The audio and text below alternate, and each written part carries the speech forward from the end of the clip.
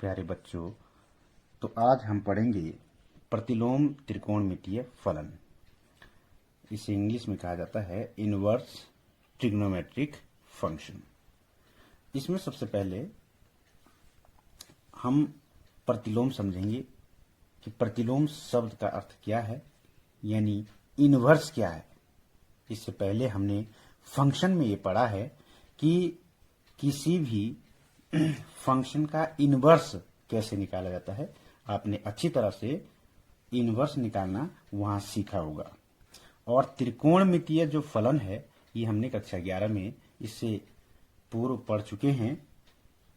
तो अब हम ये जानने की कोशिश करेंगे कि इनवर्स क्या होता है। तो सबसे पहले हमें यहाँ ये जान लेना चाहिए कि फलन क्या है। आप पढ़ चुके हैं फंक्शन, फिर भी आपको थोड़ा सा बेसिक नॉलेज उसकी बता देते हैं कि फलन क्या है। तो हम फलन यहाँ पर सीखेंगे। फलन क्या है आप पढ़ चुके हैं कि फलन क्या है। Function, what is function. प्यारे बच्चों, तो फंक्शन क्या होता है आप जान चुके हैं। फंक्शन हमने उस समय पढ़ा होगा कि हमारे पास एक फंक्शन f इस प्रकार होता है कि a to b, function a से जो है b पर एक मैपिंग हो रही है। ये डोमेन कहलाता है a, और b हमारा जो है कोडोमेन होता है, या फिर a की वो रेंज होती है। ये हम पढ़ चुके हैं। और फंक्शन देखा है हमने कि जो रिलेशन है यानी कि संबंध है, संबंध के कुछ प्रकार ऐसे होते हैं जो फलन कहलाते हैं। जैसे अंताक्षेपी फलन हमने पढ़े हैं, आच्छादक फलन, एकैकी फलन और एकैकी आच्छादक फलन, बहु एकैकी फलन, ये सब हम सीख चुके हैं। थोड़ा सा यहां जानने की कोशिश करेंगे कि क्या होते हैं ये फलन। फलन कोई भी संबंध, जो हम संबंध हमने बनाए थे उसमें हमने प्रांत और सहप्रांत ये पढ़े थे कि संबंधों को जब हमने सीखा था तो प्रांत क्या होते हैं, सहप्रांत क्या होते हैं, परिसर क्या होता है, ये सब हमने उसमें देखा था। तो फलन कोई भी संबंध तब कहलाता है जब उस संबंध के प्रांत, जो डोमेन है उसका, यानी कि ये जो डोमेन है इसके जो प्रत्येक अवयव हैं, इस डोमेन ए के प्रत्येक अवयव इस बी जो है हमारा परिसर, बी के प्रत्येक अवयव से जो है कोई न कोई उनकी रेंज हो। मीन्स फलन में जो है यहां पर कोई छूटना नहीं चाहिए, डोमेन में कोई भी अवयव छूटना नहीं चाहिए, तब वह फलन कहलाता है। यदि यहां डोमेन में कोई अवयव छूटता है तो फलन नहीं कहलाता है। ये सबसे मेन यानी कि मुख्य बात है फलन की। अर्थात हमने क्या सीखा, अर्थात ये हम जानते हैं कि प्रांत डोमेन यानी कि प्रांत जो होता है में कोई भी अवयव न छूटे, जिसका कोई ना कोई परिसर हो। अर्थात यदि कोई मैपिंग इस प्रकार हो f such that a to b, इस प्रकार से मैपिंग हो रही हो कि हमारे पास जो a है ये क्या होगा, प्रांत, इसको डोमेन कहते हैं, डोमेन, और b जो हमारे पास है इसको हम सहप्रांत या फिर परिसर, सहप्रांत, सहप्रांत, कोडोमेन या फिर हम परिसर, रेंज कहते हैं। ये आप जो है उसमें जान चुके हैं कि क्या है परिसर और क्या जो है सहप्रांत होता है। तो मान लीजिए हमारे पास ए कोई मैपिंग इस प्रकार हो रही है, हम ये मान सकते हैं कि ए हमारे पास इस प्रकार कोई मैपिंग हो रही है, और किस पर हो रही है, बी पर हो रही है। यहां पर ए में हमारे पास ये 3 अवयव हैं और इनमें से कोई भी ब्लैंक नहीं छूट रहा, खाली नहीं छूट रहा, इस प्रत्येक की मैपिंग बन रही है, ये बन रही है। और बी और सी यहां पर 2 मेंबर हैं जिन पर अब आप देखेंगे इस पर कोई भी अवयव नहीं छूट रहा है, जबकि यहां पर कोई भी अवयव छूट सकता है। तो इसे हम कहते हैं, ए को हम कहेंगे डोमेन यानी कि प्रांत, और इसे कहेंगे पूरे को शह प्रांत। लेकिन जिन पर ये मैपिंग हुई ये कहलाएगा परिसर। ये परिसर कहलाता है, आप पढ़ चुके हैं। और इसको रेंज कहते हैं, इंग्लिश में कहते हैं रेंज। तो जिनकी मैपिंग हुई है और जिस पर हुई है ये परिसर कहलाता है और डोमेन कहलाता है।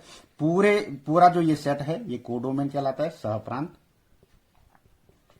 ये आप पढ़ चुके हैं। ये सहप्रांत कहलाता है पूरा सेट, और ये प्रांत कहलाता है। इस तरह के फलन को हम क्या कहते हैं, जो इस प्रकार का फलन होता है कि डोमेन के प्रत्येक अवयव से जो है यहां पर मैपिंग होती है, यानी कि प्रतिचित्रण होता है, और कुछ अवयव इसमें छूट जाते हैं। इस तरह की मैपिंग को हम कहते हैं इंटो मैपिंग, यानी कि फलन अगर हो तो इंटो फंक्शन, अंतःक्षेपी फलन हम इसको कहते हैं। इसमें सहप्रांत में कुछ न कुछ अवयव छूट जाते हैं, लेकिन प्रांत में, फलन के लिए प्रांत में कोई भी अवयव छूटना नहीं चाहिए। ओके, तो इस प्रकार हमने बहुत सारे फलनों को वहां देखा, पढ़ा होगा आपने। तो ये देखिए, ये डोमेन है, डोमेन का कोई भी अवयव यहां से छूट नहीं रहा। प्रत्येक की मैपिंग जो है एक कोडोमेन पर जो है हो रही है।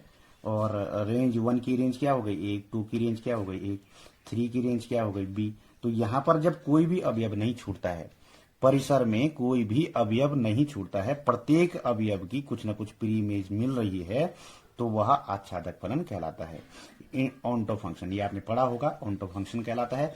अभी आच्छादक और एकेकी को मिलकर ही हम प्रतिलोम जो है इसका ज्ञात करेंगे। इसलिए थोड़ा सा ये जानना बहुत जरूरी है आपके लिए कि प्रतिलोम प्राप्त कैसे हुआ। ये एकेकी फलन है, 1 है। यहां पर कोडोमेन में जो है, यानी कि सहप्रांत में कोई अवयव छूट भी सकता है, लेकिन जो डोमेन है यहां पर प्रत्येक अवयव की अलग अलग इमेज होगी। तो यहां पर प्रत्येक अवयव की अलग अलग इमेज है। जैसे यहां पर है, यहां पर 2 अवयवों की एक ही इमेज मिल रही है, वो रेंज मिल रही है। और यहां पर जो है इमेज या रेंज एक ही कहलाती है, और यहां पर जो है प्रत्येक की रेंज अलग अलग आपको प्राप्त हो रही। लेकिन यहां पर अवयव एक बच सकते हैं, कुछ भी अवयव यानी कि एलिमेंट यहां पर छूट सकते हैं, लेकिन आच्छादक में कोई भी एलिमेंट नहीं छूटना चाहिए। को डोमेन में, मतलब आच्छादक में कोडोमेन और रेंज दोनों बराबर होती हैं। इसके बाद आपने ये भी पढ़ा होगा कि एकेकी और आच्छादक फलन। एकेकी आच्छादक फलन क्या हुआ कि कोडोमेन में कोई भी अवयव नहीं छूटता है, यानी कि रेंज जो हमारी होगी यहां पर कोडोमेन और रेंज बराबर होगी, और कोडोमेन में कोई भी अवयव नहीं छूटेगा। लेकिन जो डोमेन के जो अवयव हैं उनकी प्रत्येक की रेंज अलग अलग होगी, प्रत्येक की अलग अलग रेंज होगी। तो जब प्रत्येक की रेंज अलग अलग है तो ये 1 हो गया, और यहां पर कोई भी अवयव नहीं छूट रहा है, प्रत्येक की प्री इमेज कुछ ना कुछ मिल रही है, तो ये आच्छादक भी हो गया। और यही डियर स्टूडेंट, यही जो फलन है, यही जो हमारे पास फंक्शन है 1 ऑन 2, इसी से ही हम जो है प्रतिलोम प्राप्त कर सकते हैं। क्या कर सकते हैं, प्रतिलोम फलन। इसी से ही, जब हमारे पास फलन इस प्रकार हो तो हम प्रतिलोम फलन इससे प्राप्त कर सकते हैं। जब भी हमारे पास कोई फंक्शन ऐसा होता है जो एकेकी भी हो और आच्छादक भी हो, तब जाकर ही हम प्रतिलोम प्राप्त कर सकते हैं। ये आप ध्यान रखेंगे, प्रतिलोम प्राप्त कर सकते हैं। उसके बाद हमने ये भी पढ़ा है कि बहु एकेकी जो फलन होता है वो क्या होता है। बहुत सारे डोमेन के अवयव हैं, और इन्हीं अवयवों से जो है इनकी रेंज जो है एक जैसी हो सकती है। तो ये बहुत सारे अवयवों की रेंज 1 बी प्राप्त हो रही है, इसे बहु एक फलन कहते हैं, बहुत सारे फलनों का कहते हैं। और फलन कौन से नहीं हो सकते हैं, ये भी आपने सीखा होगा कि फलन कौन से नहीं हो सकते हैं। तो याद रखेंगे कि फलन में जो मैंने बताया था कि मान लीजिए ए है, ये बी है, और यहां पर कोई भी अवयव छूटना नहीं चाहिए, तो ये फलन बन जाएगा। यानी कि डोमेन का कोई भी अवयव न छूटे, और रेंज में अवयव छूट सकते हैं, लेकिन इनकी जो है कुछ न कुछ रेंज होगी। रेंज में कुछ भी अवयव छूट सकते हैं, लेकिन डोमेन में कोई भी अवयव न छूटे। लेकिन यहां पर कोई अवयव है एक्स, और इसकी 2 या 2 से अधिक इमेज यानी कि रेंज बन रही है, तो ये फंक्शन नहीं होगा। ये क्या नहीं होगा, फलन नहीं होगा।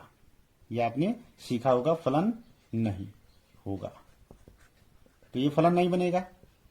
तो ऐसा हमारे पास कभी भी नहीं होना चाहिए कि एक डोमेन की दो रेंज हो, यानी कि लेस देन का, ये जो लेस देन का सिंबल कहीं पर भी ना हो। तो अगर ये कहीं पर पाया जाता है तो आप समझेंगे कि वो फलन नहीं है। और ये आपने उसके ग्राफ से भी ये सब समझा होगा, तो ये आपको यहां पर काम आएगा। इसीलिए जो है डियर स्टूडेंट, सबसे पहले आपने सेट पढ़े, पहले सेट पढ़ा, सेट समझा क्या होते हैं। जो डोमेन है वो एक सेट है और कोडोमेन भी एक सेट है। उसके बाद आपने रिलेशन फंक्शन रिलेशन समझे कि जो डोमेन है, डोमेन का कोडोमेन से क्या रिलेशन है। फिर उसके बाद कुछ रिस्ट्रिक्शंस लगी और फिर आपने उससे फंक्शन सीखा, क्योंकि रिलेशन में हो सकता है कि डोमेन के कुछ अवयव छूट जाएं, लेकिन फंक्शन में डोमेन के अवयव नहीं छूटने चाहिए। और एक डोमेन के दो दो रेंज नहीं होनी चाहिए, वो फलन नहीं होगा।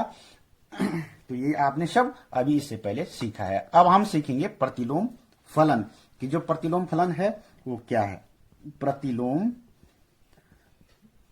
फलन, तब जाकर के हम ट्रिग्नोमेट्री फंक्शन को सीखेंगे। इनवर्स, उसका इनवर्स कैसे जो है ट्रिग्नोमेट्री का निकालते हैं।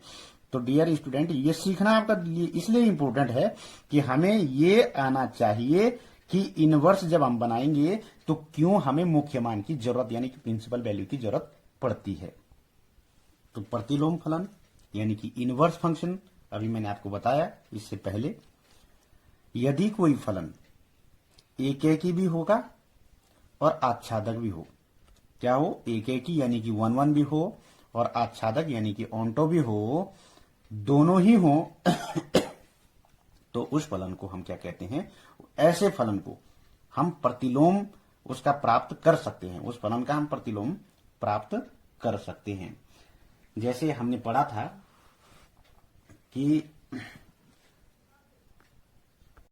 तो हम देखते हैं, माना कोई फलन f, अब हम इसको ए बी की जगह x टेंस टू y करते हैं, यानी कि x डोमेन है, प्रांत है, और y क्या है, इसका परिसर है। ऐसा कोई हमारे पास फलन है और एक फलन, इससे ही हम इसका प्रतिलोम, क्योंकि ये क्या है फलन, ये जो फलन है ये 1 1 ऑन्टो है, मतलब एकेकी भी है और आच्छादक भी है। ये फलन जो है 1 1 ऑन्टो है, यानी कि प्रत्येक की प्रीमेज हमें मिल रही है, प्रत्येक की प्रीमेज मिल रही है और प्रत्येक की इमेज भी हमें मिल रही है। तब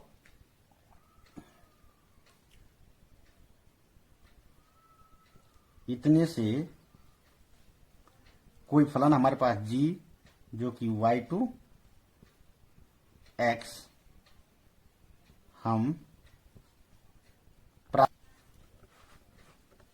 तो ये फलन क्या है, f x टू y जा रहा है, और इससे हमने एक फलन, इसके विपरीत एक फलन g ऐसे प्राप्त कर लिया है, g जो y टू x है, जिसमें डोमेन हम क्या मान लेंगे अब y, और रेंज हमारी क्या हो जाएगी, x हो जाएगी। और इसके भी प्रत्येक अवयव का कुछ न कुछ संबंध है, क्योंकि इसकी प्रत्येक की प्रीइमेज मिल रही है और इसकी इमेज मिल रही है। तो इसका मतलब हुआ कि हम इसको डोमेन अगर लेंगे तो यहाँ जो रेंज आएगा, यहाँ भी कोई खाली नहीं बचेगा और यहाँ भी खाली नहीं बचेगा। तो हम एक फलन इस प्रकार भी इससे प्राप्त कर सकते हैं। तो यहाँ जो पहला फंक्शन था हमारा, इसमें उसमें y इज इक्वल टू क्या फंक्शन बना था, f(x) बना था, और g वाले में हमें क्या मिलेगा, f inverse y is equal to x। ये हमें मिल जाएगा कि अगर हम इसका इनवर्स लेते हैं तो हमें x वाले के सारे डोमेन जो है, यानी कि उसकी रेंज के रूप में प्राप्त हो जाएंगे। तो यहां हमारे पास क्या मिल गया कि f इनवर्स किसके बराबर है, g के बराबर। तो ये f इनवर्स g के बराबर होगा, या f का प्रतिलोम हमें प्राप्त हो जाएगा, प्रतिलोम क्या प्राप्त होगा, f इनवर्स प्राप्त होगा। क्या प्राप्त होगा, f इनवर्स हमें प्राप्त हो जाएगा यहां पर। चलिए अब हम समझते हैं त्रिकोणमिति फलन। ये हम पढ़ चुके हैं। त्रिकोणमिति आप जानते हैं, त्रिकोणमिति आप जानते हैं। तो त्रिकोणमिति फलन क्या होता है, ट्रिग्नोमेट्रिक फंक्शन यानी कि ऐसे फंक्शन जिनमें त्रिकोणमिति का प्रयोग होता है। ट्रिग्नोमेट्रिक जो साइन है, कॉस है, यानी कि ट्रिग्नोमेट्रिक जो सिंबल हैं उनका जब प्रयोग होता है तो ऐसे फलनों को हम क्या कहते हैं? तो ऐसे फलन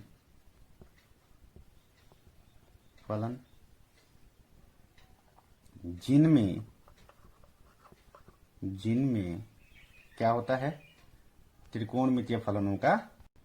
तो ये सब फलन हमने पढ़े हैं, ऐसे फलन जिनमें त्रिकोणमिति का प्रयोग होता है। जैसे y is equal to sine x, y is equal to cos x, y is equal to tan x, y is equal to cosec x, sine का उल्टा होता है, y is equal to sec x जो cos का उल्टा होता है, विपरीत होता है, और y is equal to tan x जो इसका विपरीत होता है। तो ये हमने पढ़े हैं। y क्या है यहां पर? ये है परतंत्र, मतलब ये डिपेंड है, परतंत्र। और x क्या है? स्वतंत्र। ये इंडिपेंडेंट है। ये क्या है? इंडिपेंडेंट है x को हम कुछ भी एंगल दे सकते हैं तो y कुछ भी मान प्राप्त करेगा। यदि हम x को कोई भी एंगल दें तो यानी कि कोण दे दें तो उसका कुछ न कुछ जो है y प्राप्त करेगा। ये आप जानते हैं। तो ये y is equal to f x भी कहलाता है। यहां पर x क्या है? ये क्या है? एंगल देंगे और y ये कोई भी वैल्यू आ जाएगी, यहां पर हमें प्राप्त होगी, कोई भी मान हमें प्राप्त होगा कोण से। अब हम त्रिकोणमिति कोण हम पढ़ चुके हैं प्यारे बच्चों।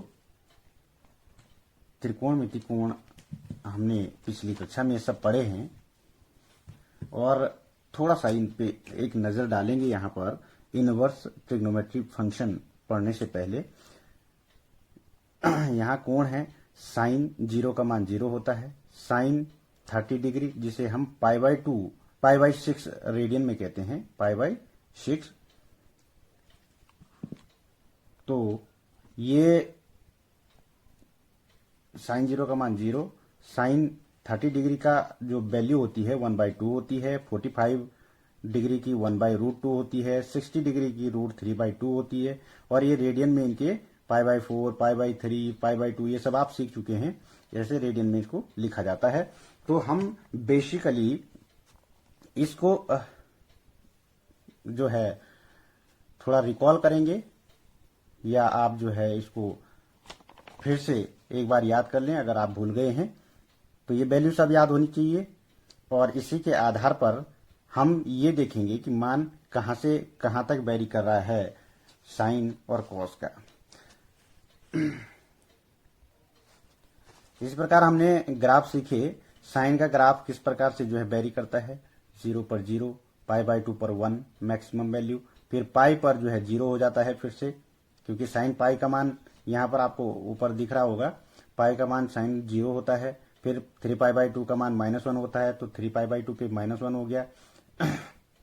तो इस प्रकार से जो है हम इसको देख सकते हैं, 3π/2 पे -1 हो गया, ये -3π/2 पर 1 हो गया।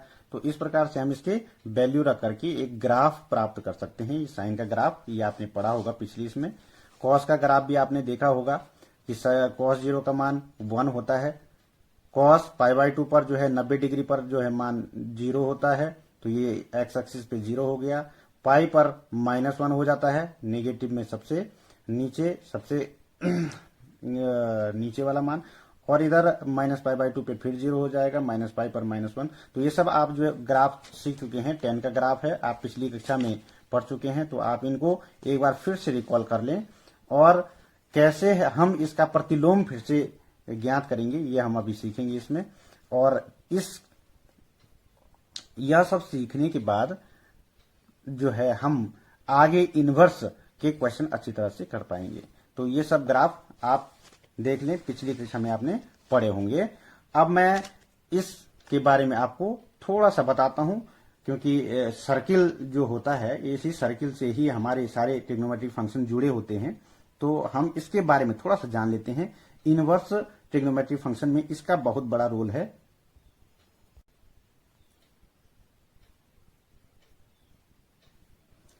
तो ये एक सर्किल बनाने की हम कोशिश कर रहे हैं और ये इसका सेंटर है। सेंटर से एक लाइन ड्रॉ की जिसे हम रेडियस कहते हैं। अब हम लेके चलते हैं कि यहां से जो है ये सुई इस तरह से घूम रही है और हमें कुछ ना कुछ एंगल प्राप्त हो रहे हैं, ये देखिए। और इस प्रकार से हम ये देखेंगे कि ये 90 डिग्री, ये 0 डिग्री हो गया, ये 90 डिग्री जिसे हम पाई बाय 2 कहेंगे। और उसके बाद हम चलते हैं यहाँ पर पाई पर, जहां पर वैल्यू चेंज होती है सारी, और ये आ गया 3 पाई बाय 2। और फिर वापस घूमते हुए इसे हम 2 पाई भी कहेंगे, 360 डिग्री। 0 डिग्री से 90 डिग्री, 90 से 180, 180 से 270, 270 से 360 जो है हम चले हैं। अब हम मान लीजिए हम f x is equal to sine x की बात करते हैं। F x is equal to sine x की बात करते हैं। अब देखिए साइन 0 का मान यहां पर कितना होगा, यहां पर साइन 0 का मान कितना होगा, 1।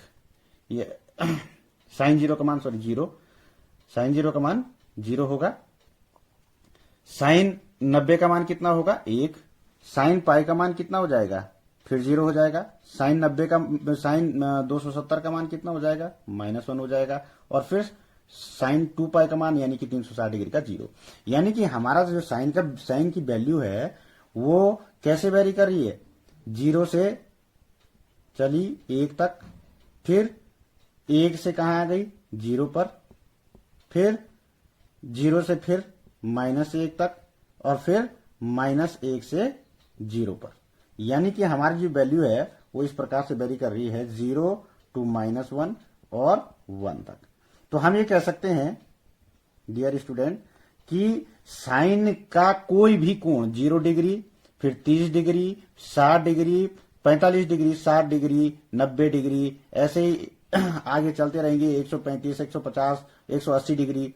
तो हम जितने भी मान देंगे हमारा मैक्सिमम मान कितना प्राप्त होगा हर बार, 1, और मिनिमम मान कितना प्राप्त होगा हर बार, -1। यानी कि हमारा ये जो साइन वाला फंक्शन है वो इसमें वेरी कर रहा है, उसका मान जो है इसमें वेरी कर रहा है, इधर +1 और इधर -1। ये आप ध्यान रखेंगे, इस साइड +1 और इस साइड -1। तो जब हम इसका प्रतिलोम ज्ञात करेंगे तो चूंकि हम वैल्यू क्या रख रहे हैं, एफ क्या है हमारे पास फंक्शन R2, यहां पर R का मतलब हम कोई भी रेडियन में मान, R अगर रेडियन में लेते हैं तो ये रियल वास्तविक संख्याओं में आ जाता है। और इसमें हम कोई भी मान ले सकते हैं, 0 ले सकते हैं यानी कि 0 डिग्री, फिर उसके बाद π/6 ले सकते हैं, π/4 ले सकते हैं, π/3 ले सकते हैं, π/2 ले सकते हैं, जितने भी मान हम पाई में लेंगे, यानी कि अनंत मान हम ऐसे चलते रहेंगे, 0 से 90, 180, 270, 360, फिर और आगे चलते रहेंगे 720, ऐसे चलते रहेंगे। तो हजारों मान इसमें ले सकते हैं। तो इसलिए इसे डोमेन हमारा क्या हो गया, R हो गया। लेकिन हमारी जो रेंज प्राप्त हो रही है इसमें, ये हो रही -1 से 1 तक ही प्राप्त हो रही है, यानी कि -1 और 1, मैक्सिमम वैल्यू 1 हो रही है और मिनिमम वैल्यू -1 हो रही है। अब चूंकि हम यहां प्रतिलोम पढ़ रहे हैं, साइन का क्या पढ़ रहे हैं, प्रतिलोम पढ़ रहे हैं, इसको स्पष्ट अगर आप अभी सीखेंगे तो इसके कोई भी क्वेश्चन जो आपके पास बड़े से बड़े आईआईटी में भी क्वेश्चन आएंगे तो आपसे वो बाहर नहीं जाएगा, आप उसको पक्का निकाल देंगे। अब अगर हम इसका प्रतिलोम यानी कि हमें ये यहां लाना है और इसको जो है यहां से यहां लेके जाना है, यानी कि जो यहां पर रेंज थी उससे हमें डोमेन बनाना है, डोमेन को रेंज बनाना है। और हम पढ़ चुके हैं प्यारे बच्चों कि हम क्या पढ़ चुके हैं कि 1-1 होना चाहिए फंक्शन को, 1-1 और ऑनटो प्रतिलोम हमने अभी इसीलिए पूरा जो है पढ़ा है कि 1-1 ऑनटो अगर है तब ही उसका प्रतिलोम बना सकता है। यानी कि यदि हम इसको यहां पर लाएं और इसको यहां पर लेके जाएं तो जो रेंज होगी ये पूरे की पूरी वैल्यू हम इसमें नहीं लेंगे, जितने भी हमारे आर आ रहा है यहां पर आर अगर हम लेंगे तो हमारे पास मैपिंग किस प्रकार की बनेगी अभी हम देखते हैं इसे। इसमें देखिए अब साइन एक्स को अगर हम प्रतिलोम बनाना चाहते हैं, मान लीजिए ये है f x is equal to sine x. हमने डोमेन क्या बताया, इसका आर बताया। क्या बताया प्यारे बच्चों, ये डोमेन हमने आर बताया। और जो रेंज है इसकी, यहां हम रेंज मान के चलते हैं, यानी कि ये y है और ये क्या है, x है। इसमें हमने 0, π/2, पाई ये सब मान लिए, और यहां पर भी -π/2 और -π, ये सब चलते रहे। तो इसमें r मतलब पूरे जो वैल्यू हैं i इसमें, लेकिन यहां पर हमें 3 ही मान प्राप्त होंगे।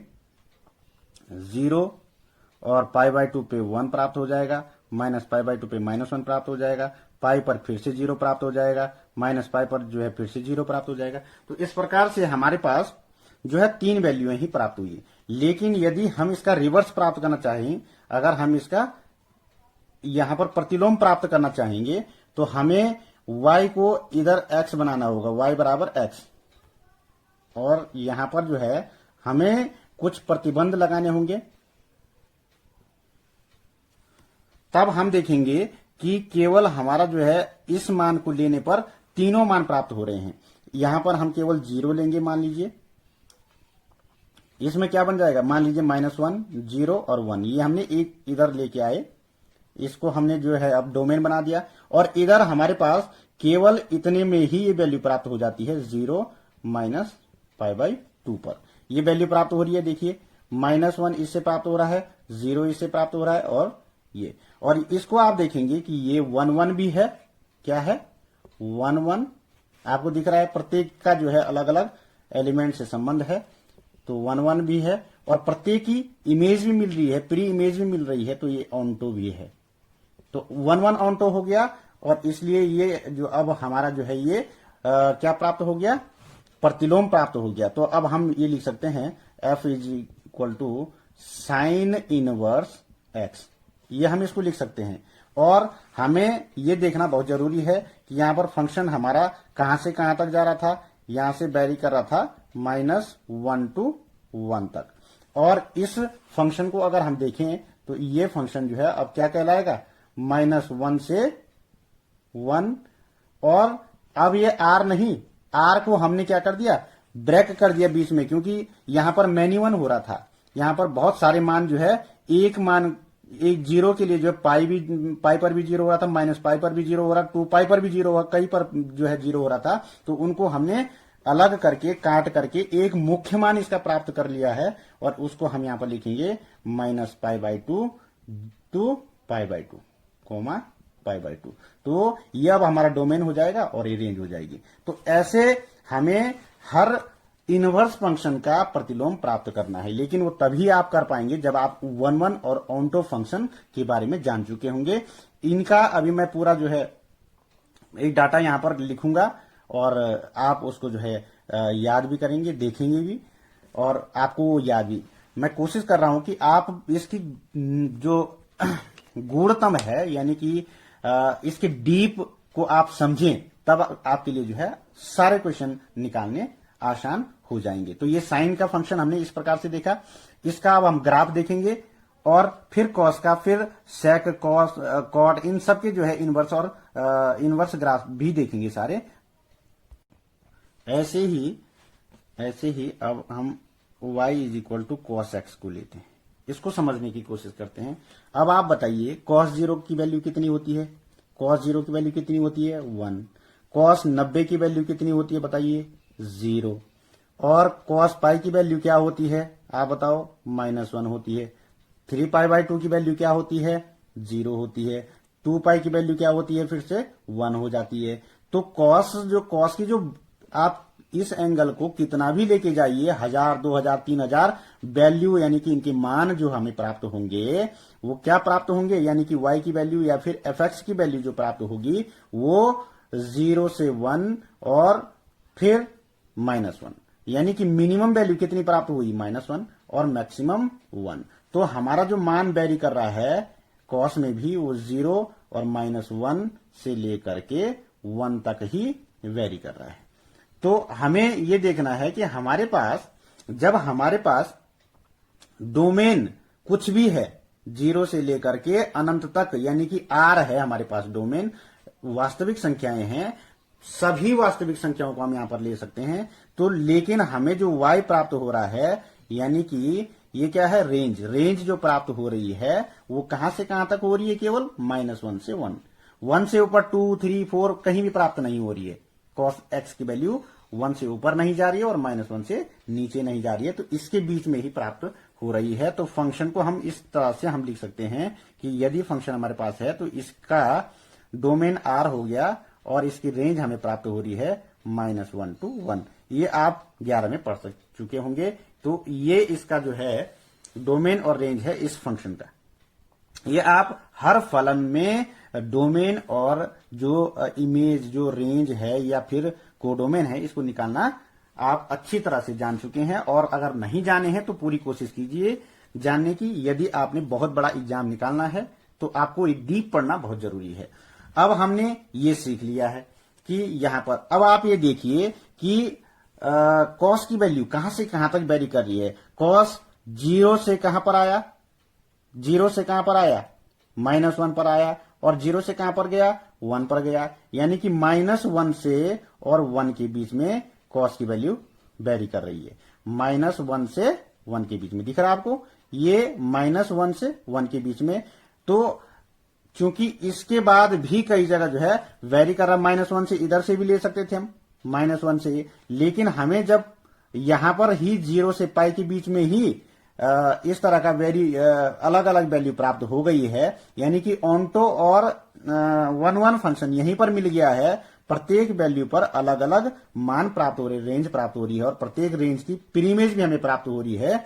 तो फिर हम इसको यहां से जब चले तो इसको और आगे लेने की क्या आवश्यकता है। तो इसलिए मैथमेटिशियन ने यह सोचा कि इसकी जो अब जब हम f(x = cos इनवर्स x प्राप्त करना चाहें तो इसके लिए जो डोमेन होगा वो डोमेन क्या हो जाएगा। डोमेन हमें अब जो यहां पर रेंज था उसको डोमेन बना देंगे -1 to 1, और यहां पर आप देखेंगे कि इसकी जो रेंज बनी हमारी वो क्या बन जाएगी, 0 से लेकर पाई तक ये बन जाएगी, क्योंकि 0 से पाई के बीच में हमें 1 और ऑन्टो फंक्शन मिल रहा है। जबकि आप देखेंगे कि इसके बहुत सारे जो है डोमेन, ये रेंज प्राप्त हो सकती हैं। यानी कि पहले अगर हम अलग अलग इसमें बांटें तो ये वाला जो डोमेन है ये कई भागों में हमें मिल सकता है। जैसे यदि हम इसको देखें तो cos x के लिए 0 से पाई आपने देखा, फिर पाई से 2 पाई देखा, इसमें भी मिल सकता है, और ऐसे ही आगे चल सकते हैं। और इधर -पाई से 0, इसमें भी मिल सकता है। तो इस प्रकार से कई हमें मिल सकती हैं, लेकिन मैथमेटिशियन या जो गणितज्ञ थे उन्होंने माना कि जो ये वैल्यू है 0 से पाई के बीच में, 0 से पाई के बीच में, इसी को इसकी प्रिंसिपल इमेज यानी कि प्रिंसिपल वैल्यू मानी जाए, मुख्य मान माना जाए। इसलिए जब भी हम इनवर्स फंक्शन का कोण प्राप्त करेंगे, प्यारे बच्चों, जब भी हम इनवर्स फंक्शन का कोण प्राप्त करेंगे तो हमें यह ध्यान रखना है कि उस कोण को इसके बीच ही होना चाहिए, उससे बाहर नहीं होना चाहिए। अगर आपको उससे बाहर का कोण दिया जाता है तो आपने उसको फिर से चेंज करके इसके बीच में ही लाना है। अभी हम क्वेश्चन में ये सब सीखेंगे, लेकिन इसका बेसिक्स थोड़ा सा आप अवश्य जान लें। अब हम इसके बाद tan का देखेंगे। अब हम लेते हैं फंक्शन f(x = tan x), इस पर थोड़ा सा चर्चा कर ले और फिर हम इनकी फाइनल वैल्यू, जो डोमेन क्या है, रेंज क्या है, ये सब प्राप्त करेंगे और उसके बाद हम क्वेश्चन करने की कोशिश करेंगे। तो f(x = tan x), ये हमारे पास जो है एक फंक्शन है, और हम देखेंगे कि tan 0 का मान कितना होता है। बच्चों आपको याद होगा tan 0 का मान कितना होता है, 0 होता है। tan 90 का मान अगर आप देखेंगे तो कितना होगा, अनडिफाइंड है, यानी कि इन्फिनेटिव जिसे हम कहते हैं, यहां हम इन्फिनेटिव लिख सकते हैं, या अनडिफाइंड यानी कि डिफाइंड नहीं है। tan 0 का मान, tan π/2 पर जो है मान अनडिफाइंड है। tan पाई का अगर आप मान देखना चाहेंगे तो फिर से 0 हो जाएगा। tan 3π/2 पर फिर अनडिफाइंड हो जाएगा, और फिर tan 2 पाई यानी कि 360 डिग्री, जब हम घूम करके 360 डिग्री भी आते हैं तब भी उसका मान कितना हो जाएगा, 0 हो जाएगा। फिर 360 के बाद अगर आप चलेंगे 90 और उसमें जोड़ देंगे तो जो मान आएगा वो इन्फिनिटिव होगा। फिर उसमें 90 और जोड़ेंगे, जो मान आएगा वो 0 होगा। उसके बाद चलते रहेंगे, 720 डिग्री का भी मान निकालेंगे तब भी 0 होगा। तो ये सब प्रोसेस चल रहा है। तो यहां पर हम देखिए कि 10 का मान जो है कहां से कहां तक जा रहा है, 0 से वेरी करके जा रहा है इन्फिनिटिव तक, केवल 0 से इन्फिनिटिव तक ये मान के चले। और 0 से इन्फिनिटिव जब हम मानते हैं, और सॉरी ये 3π/2 पर अगर हम देखें तो इसका मान माइनस इन्फिनिटिव आएगा, माइनस में आएगा, निगेटिव में जाएगा ना मान, तो निगेटिव में आएगा। तो यहां से अगर हम बैक चलें, हम ये देख सकते हैं ये 0 गया और इधर इन्फिनिटिव तक गया, नेगेटिव वाली वैल्यू के लिए माइनस नेगेटिव हो गया मान। तो प्यारे बच्चों, ये टोटल जो हम पढ़ते हैं ये क्या होता है, वास्तविक संख्या आर होता है। इसलिए जब हम इसका फंक्शन बनाते हैं तो हमारे पास जो रेंज प्राप्त होती थी वो क्या होगी, और जो डोमेन था वो क्या होगा। तो डोमेन में हमने जो देखा अनडिफाइंड जो है उसको हटा देंगे कि पूरे आर, हमने यहां से पूरा आर लिया, आर मतलब वास्तविक संख्या, सारी आर वास्तविक संख्याएं ली, लेकिन एक तो इस पर डिफाइंड नहीं है, इस पर डिफाइंड नहीं है, यानी कि 90 डिग्री पर नहीं है, फिर उसके 3 गुना 270 पर नहीं है, फिर उसका 5 गुना जो आएगा उस पर नहीं होगा, फिर 7 गुना जो आएगा उस पर नहीं होगा। तो हम उन वैल्यूओं को यहां से हटा देंगे जो इस रूप में होंगे। तो इस रूप में जो वैल्यू हमारे पास होगी, हम 1 मिनट यहां पर बनाते हैं, एफ सच दैट आर में से कौन सी वैल्यू हटा देंगे हम, जो इस रूप में होंगे 2n+1 के रूप में जो लिखी जाती हैं, और ये जो है π/2 के गुणन में होंगे। इसको हटा करके और क्या प्राप्त हो रहा है हमें, आर। तो हमारा डोमेन कितना हो गया, 2n+1 का मतलब हुआ कि अगर हम पहला देखेंगे तो अगर हम 0 रखेंगे, यानी n 1 से शुरू करते हैं तो कितना होगा, अगर 0 रखेंगे तो 1 आ जाएगा, π/2 हो जाएगा। यदि हमने 0 रखा तो ये π/2 हो जाएगा कि नहीं, तो π/2 की वैल्यू हटा दी। फिर उसके बाद 1 रखेंगे तो 2 1 जा 2 और +1 3π/2 हो जाएगा, वो वैल्यू हट जाएगी। फिर 2 रखेंगे तो क्योंकि n यहां पर जो है वो क्या है हमारा इंटीजर, कोई भी ले सकते हैं, हम माइनस में ले सकते हैं और प्लस में ले सकते हैं। तो इतनी वैल्यू, ये वाली जो यहां पर जो भी वैल्यू होंगी, कोण जब चलेगा तो यहां पर आएगा, फिर यहाँ ये वैल्यू हटानी है, फिर यहां से चले यहां पर आए ये वैल्यू हटानी है, फिर यहां से चले यहां पर आए फिर ये वैल्यू हटानी है, फिर चलते रहे ये वैल्यू भी हमें हटानी है। तो हमारे जो डोमेन हो जाएगा उस आर में से ये सब जो मान आते रहेंगे इनको हम हटा देंगे, और हमारा जो रेंज प्राप्त हो रही है वो आपको दिख रहा है कि इन्फिनिटिव से माइनस इन्फिनिटिव तक सारे मान जो है प्राप्त हो रहे हैं। तो ये क्या हो जाएगा, इसका जो डोमेन है r-2n+1 π/2 और रेंज जो होगी r। अब हमें इसे क्या बनाना है, प्रतिलोम, इसका प्रतिलोम निकालना है, किसका, 10x का हमें प्रतिलोम ज्ञात करना है। तो उसे देखते हैं कैसे हम इसको जो है ज्ञात करेंगे।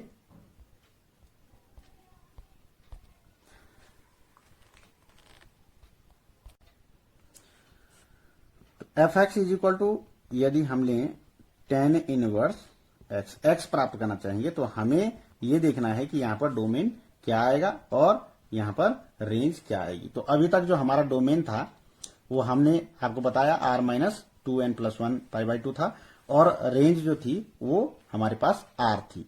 अब हमारे पास जो डोमेन बनेगा वो r बन जाएगा, लेकिन जो रेंज हम यहां से देखेंगे कि अब हमारी रेंज क्या बनेगी।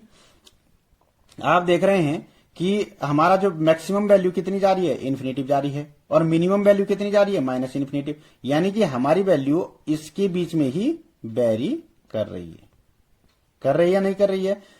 ये तीर का निशान मैंने इसलिए लगाया कि हमें ये वाली वैल्यू छोड़ देनी है, π/2 भी छोड़नी है, 3π/2, यानी कि ये हमने, अगर मैंने ये तिरछा कर दिया है, इसकी डायरेक्शन उल्टी कर दी है, तो ये -π/2 हम लिख सकते हैं। ये डायरेक्शन क्या हो गई, -π/2, और ये क्या हो गई, π/2। तो यानी कि हमारे सारे मान 1 और ऑन2 जो है इसमें प्राप्त हो जाएंगे -π/2 टू π/2 के बीच में। तो हमें अन्य वैल्यू लेने की आवश्यकता नहीं है, क्योंकि 1 ऑन2 इसी अंतराल में हमको प्राप्त हो रहा है, और भी बहुत सारे अंतराल होंगे जिनमें इन्फिनिटिव से माइनस इन्फिनिटिव तक जाएगा। अभी मैं ग्राफ बनाऊंगा उनका, तब आपको बताऊंगा कि माइनस इन्फिनिटिव से प्लस इन्फिनिटिव तक जा रहा है जो वैल्यू, अब माइनस इन्फिनिटिव से प्लस इन्फिनिटिव तक हमारे पास अब ये डोमेन बन गया है चूंकि, तो रेंज जो है हमें एक फिक्स यानी कि मुख्य मान लेना होगा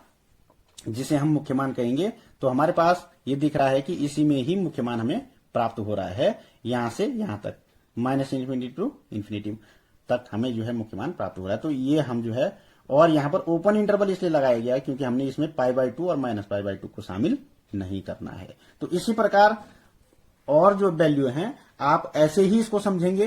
अब पूरा मैं नहीं समझा सकता हूं इसमें क्योंकि वीडियो में बहुत लंबा हो जाएगा, तो अब मैं इसके जो है एक सार रूप में आपको लिखवा देता हूं और आप उसको जो है ध्यान में रखेंगे जब भी हम क्वेश्चन करेंगे।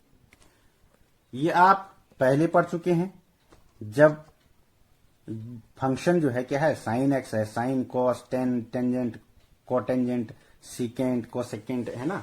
तो आपने डोमेन, ये जो मैंने अभी बताया, ये डोमेन है और ये रेंज है। ये आपने 11th में भी पढ़ी है कि इसकी डोमेन क्या होती है और रेंज क्या होती है। तो आप इसको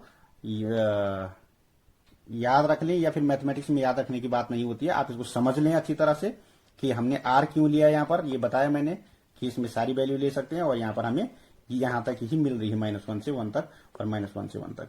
और यहां पर जब हम π/2 3π/2 इनके वैल्यू को हटा रहे हैं, यहां से इतनी वैल्यू हटा रहे हैं, तो जो बाकी वैल्यू जो बचे उन सब पे मान हमें कहां प्राप्त हो रहा है, माइनस इन्फिनिटी से इन्फिनिटी तक हो रहा है। वैसे कॉट चूंकि 10 का उल्टा है, तो ये भी जो है इसकी भी रेंज कहां जाएगी, आर तक जाएगी। और इसमें से कौन से हटेंगे, पाई वाले जो होंगे, पाई पे ये इन्फिनिटिव होता रहेगा, पाई 2π 3π 0 इन पर इन्फिनिटिव हो जाएगा, तो उनको हटा देंगे और बाकी पर।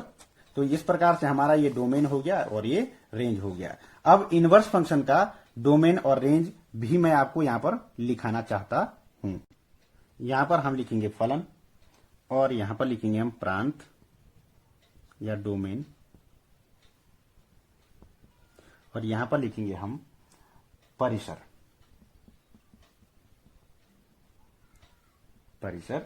और या इसको कहेंगे हम रेंज। क्या कहेंगे, रेंज।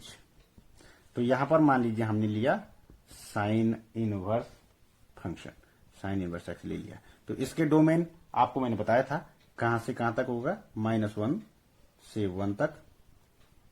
और यहां पर जो रेंज थी -π/2 टू π/2 ही ली जाएगी हर समय। ऐसे ही कॉस इनवर्स का, कॉस इनवर्स एक्स का हमने आपको बताया था, ये भी वैल्यू कहां से कहां तक जाती है, -1 से 1 तक जाती है।